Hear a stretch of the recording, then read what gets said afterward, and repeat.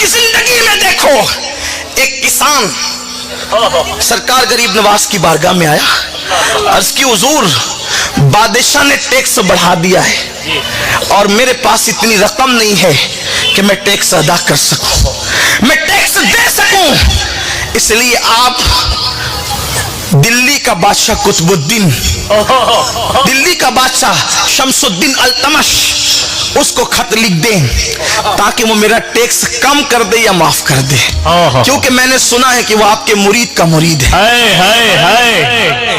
आप एक काम कर दे, खत लिख दें। हालांकि खत लिखने का मुतालबा किया गया था, खत लिखने से भी काम हो सकता है। गरीब नवाज ने कहा चल तो, इस तरह के ये चल तो नबी की सुन्नत है।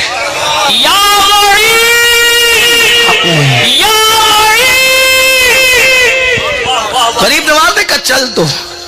हम तो सोचते हैं कि चलो जितनी देर तक चल तो कहेंगे उतनी देर में बहुत कुछ रिकतें नफिल अदा हो जाएगी, कुछ देर तक के वाजो नसीहत हो जाएगी, लेकिन कुर्बान जाए समय, क्योंकि उनकी निगाहों में हुजूर की सीरत पाक की बहुत अहमियत थी। वो जानते थे हुजूर अलैहिस्सलाम की सीरत की शान क्या है, उसको लेके निकले। कुर्बान जाए, गरीब नवाज ने अकेले उस किसान के साथ अजमेर शरीफ से दिल्ली तक का सफर तय किया। आज की इस तरक्की याफ्ता दौर में जबकि एक्सप्रेस हाईवे बन चुके हैं, अजमेर शरीफ से दिल्ली का रास्ता 3.5 से 4 घंटे में तय हो जाता है अच्छी कारों से। बोलो कोई जा सकता है? इतना मसरूफ आदमी, इतना बड़ा आदमी, लेकिन उनको अपनी बड़ाई का इकरार न था, उन्हें दीन की बड़ाई का ख्याल था। और जो अपने आप को बड़ा समझता है वो कभी बड़ा होता भी नहीं है। बात यही है, बड़ा समझने वाला कभी बड़ा नहीं होता है, बड़ा वही होता है जो अपने आप को छोटा समझता है। यहाँ तो हल्दी का खड़ा मिला और पंसारी की दुकान खोल दी गई, ये कैफियत है। अंदर से बिल्कुल खाली है और आंखों के अंदर ऐसा खुमार है कि जैसे ये कुतुबुल अक्ताब से कम ही नहीं है। ये हालात है। जिंदगियों के अंदर न हमदर्दी है दिलों में, न मोहब्बत है दिलों में, न इबादतों का ज़ौक़ और शौक है, न दीन पर अमल करने का जज्बा है। इंसान इस कदर खुदगर्ज हो गया कि वो अल्लाह के साथ भी मुखलिस न रहा, अल्लाह के साथ भी उसके मामलात में इखलास न रहे इल्ला माशाअल्लाह। बल्कि लोग इबादत भी करते हैं तो नौकरों की तरह करते हैं, बंदों की तरह नहीं करते। इबादत करके कहते हैं मौलाना बड़ी मुसीबत आती है इबादत के बाद, बहुत मुश्किल। मैं कहा इबादत और मुश्किल का क्या ताल्लुक है? इबादत तो कहते ही उसको है कि जिसका सिला ना मांगा जाए। फर्क यही है। इबादत और तिजारत में फर्क यह है कि तिजारत का सिला मांगा जाता है फौरन और इबादत का सिला नहीं मांगा जाता। नमाज पढ़ते हैं मौलाना वो कोई ऐसी सूरत बता दे जिससे रिस्क में बरकत हो। का ठीक है भी ऐसे अमाल हैं बताए गए हैं कि सूरह वाक़िया पढ़ लो बरकत होगी, सूरह मुज़म्मिल पढ़ लो सहर नहीं होगा, सूरह नास और सूरह फलक पढ़ लो किया हुआ सहर दूर हो जाएगा, है ना। लेकिन सब अपने लिए पढ़ोगे, कुछ इबादत अल्लाह के लिए भी की है। सहर दूर करने के लिए सूरतें पढ़ ली, बरकत के लिए सूरतें पढ़ ली, कभी इसलिए भी पढ़ी कि खुदा राजी हो जाए। खुदा के साथ तिजारत करने चले हो, अल्लाह के साथ तिजारत करने चले हो। इबादत कहते हैं उसको जिसका सिला ना मांगा जाए।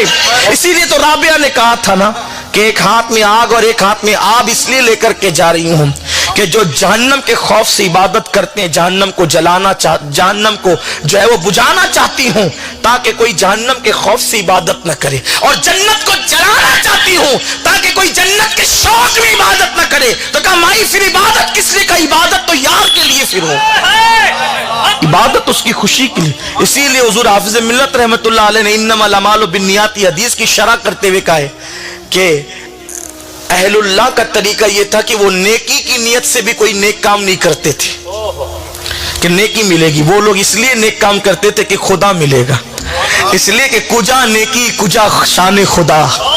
दोनों में क्या क्या निस्बत है? कोई निस्बत है?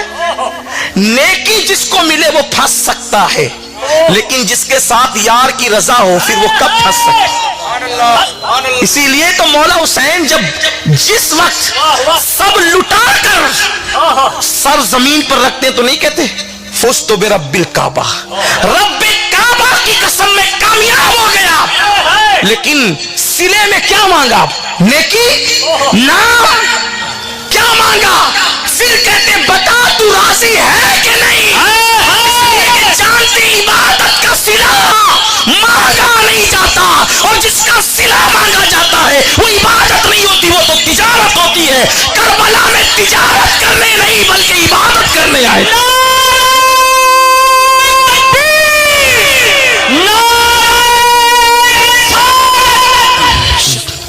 حضرت غریب نواز میرے معین ملت و دین نے کہا، کسان سے بڑی معذرت کے ساتھ میں ذکر کسان کا کرنے لگا ہوں۔ آج جب کوئی کسان پھٹے کپڑے بدبودار پسینے سے اٹے ہوئے جسم میں آتا ہے تو ہم مسافے کے لیے پورا ہاتھ بھی نہیں دیتے، 3 انگلیاں دیتے ہیں، اور وہ بھی بہت تقوی کے قریب سمجھتے ہیں کہ یہ پورے ہاتھ سے مسافہ جب اپنی شان نہیں ہے، تھوڑا سا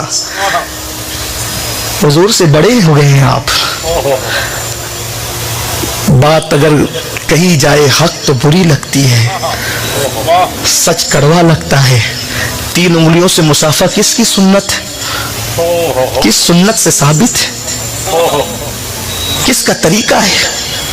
حضور علیہ السلام کا مسافہ تو یوں تھا، ہاتھ میں دے دیے، ہاتھ ٹھنڈے ہوتے تھے، خوشبودار ہوتے تھے تو لوگ شوق سے دیر تک ہاتھ میں پکڑے رہتے تھے، لیکن میرے آمنہ کے لال کی شان یہ تھی جب تک کسی نے ہاتھ میں ہاتھ رکھا کبھی چھڑایا بھی نہیں۔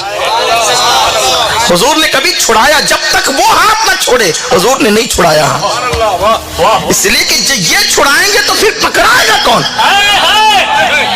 حضور چھڑانے نہیں آئے تھے، سنیوں ان سے مدد مانگے جاؤ، پڑے بکتے رہے بکنے والے، اور تھام لو آسیو دامن ان کا، وہ نہیں ہاتھ جھٹکنے والے۔ اور اسی لیے اس امت کو جب سب ٹھکرا دیتے ہیں تو امتی کہتا ہے کسی نے بھی ٹھکرا دیا مجھے پرواہ نہیں، کیونکہ میرا نبی مجھے نبھانے والا ہے۔ کوئی پرسان حال اپنا نہیں ہے یا رسول اللہ، جو اپنا ہے تو تو ہے اور باقی سب پر آیا ہے۔ حضور نے امت کو اتنا پیار دیا ہے، اب شاید کسی کے پیار کی ضرورت بھی نہیں ہے، لیکن اگر کوئی پیار دیتا ہے تو وہ نبی کی سنت کو ادا کرتا ہے۔ سرکار غریب نواز اس کسان کو لے کر اس پر مشقت دور میں اجمیر شریف سے دلی تک گئے۔ جب دلی پہنچے تو وقت سے پہلے حضرت بابا قطب کو بھی اور شمس الدین کو بھی کسی نے اطلاع دی حضور غریب نواز آ رہے ہیں، اور اتفاق سے اطلاع کے بغیر آ رہے ہیں، اطلاع نہیں دیے کسی کو، اطلاع کے بغیر آ رہے ہیں۔ بادشاہ بھی اور بابا قطب بھی شہر کے باہر تک آئے، کیونکہ بادشاہ کون تھا؟ پوتا مرید تھا غریب نواز کا، بابا قطب کا مرید تھا وہ۔ استقبال کے لیے دونوں آئے، قدم پکڑ لی، حضور کیسے آنا؟ وہ اطلاع تو دی ہوتی۔ اب ذرا توجہ سے سنیں سیرت پر عمل کا جذبہ۔ فرمایا جب اپنا کام ہوتا ہے پھر اس وقت تو شان سے نہیں آیا جاتا، کام لے کر کے آئے، عرضی لے کر کے آئے، اسی لیے اطلاع کے بغیر آئے ہیں۔ خانقاہ میں رکائے گئے، کہا حضور کام کیا تھا؟ فرمایا یہ کسان جو ہے نا، یہ کسان، اس کو ٹیکس بھرنے کی طاقت نہیں ہے، یا تو کم کر دو یا تو معاف کر دو۔ بابا قطب نے کہا حضور کہلوا دیا ہوتا تو یہ کام میں بھی کر سکتا تھا، اتنی دور تک آنے کی ضرورت کیا تھی؟ مسکرا کے کہتے بابا قطب مجھے معلوم تھا کہلوانے سے بھی کام ہو سکتا تھا، لیکن یہاں تک آنے میں جو یہ کسان کا دل خوش ہوا ہے پھر وہ نعمت مجھے کب نصیب ہوتی؟ وہاں کسان کے دل کی خوشی کے لیے اتنا لمبا سفر کیا جا رہا ہے۔ میرے آقا علیہ السلام کے دیوانوں، کیوں؟ اس لیے کہ ان کی نگاہوں میں سیرت تھی، ہماری نگاہوں میں سیرت نہیں ہے، اس لیے آج ہم اس طرح کے کام کر رہے ہیں۔